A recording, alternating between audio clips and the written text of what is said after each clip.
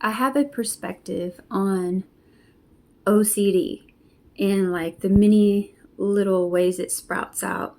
Either, let's say, people pleasing or selfishness. And you can tend to say narcissism, like whichever way you want to look at it.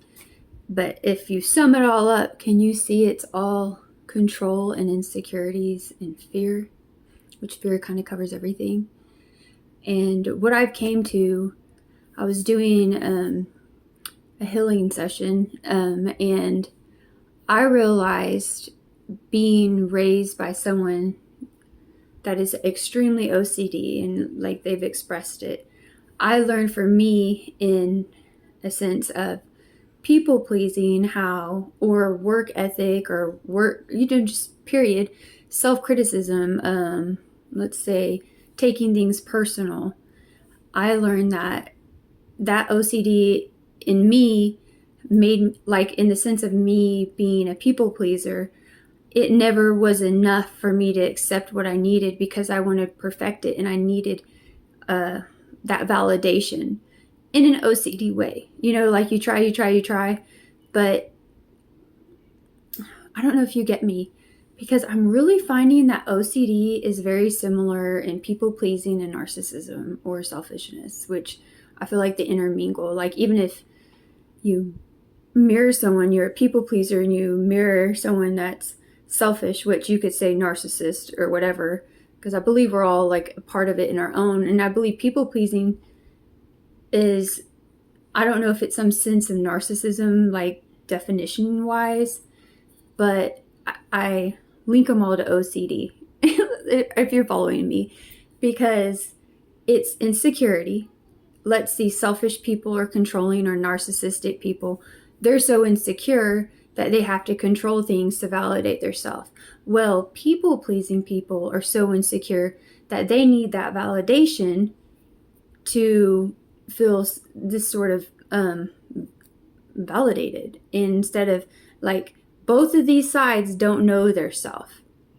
And if you can see how that's an OCD thing, because it's like a perfectionism, but it might sound more perfectionism for a people pleaser than a narcissist, but it could sound the same. Do you kind of get what I'm saying? Because as I'm like going through some really deep childhood healing, I realized, like, the OCD that I took on, because I'm going to see it for what it is so I can get rid of it, because I don't believe in being labeled forever, but I use it as a tool. That it's gotten me insecure where I have taken things personal because I wanted that approval. And that comes in a sense of being OCD, because it has to be done a certain way, and you're going to keep trying and trying and trying. And it's like a control to try to have someone else do it, if you get what I mean. It's probably not the definitive, or I can't even say it, definition of OCD, like what we've given. But like, if we dig deeper, do you really see how OCD is sprung into narcissism, people pleasing, and selfishness? It's like a control.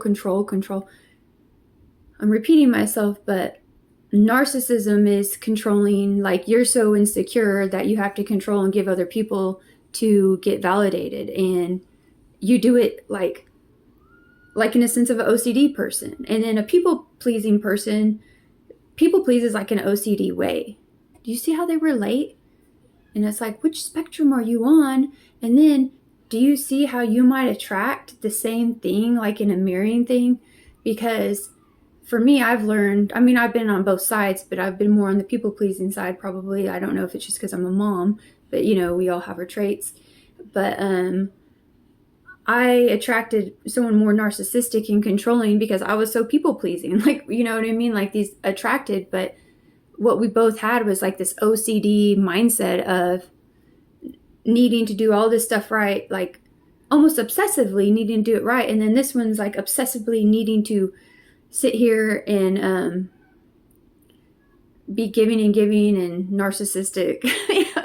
I didn't summed it down, but do you get what I'm saying? Like,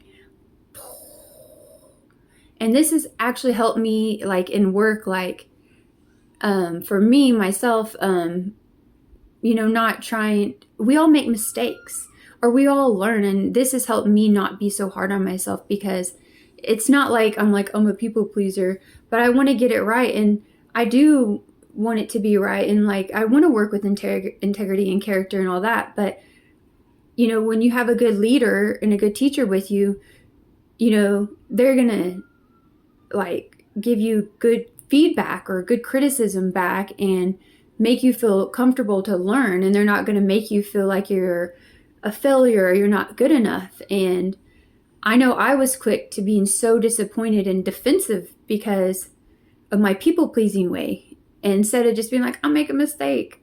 But it's not an unintentional mistake. It's just like sometimes you get a whole lot of feed when you like first start a job or something for that information. You're not going to always remember. And if you have a really good leader, they're going to be more understanding and lead. And I've learned that about myself. And then I've also learned, in a sense of being around a narcissist, it was easy because I was so open to be a certain way, not realizing that they were just trying to control the narrative.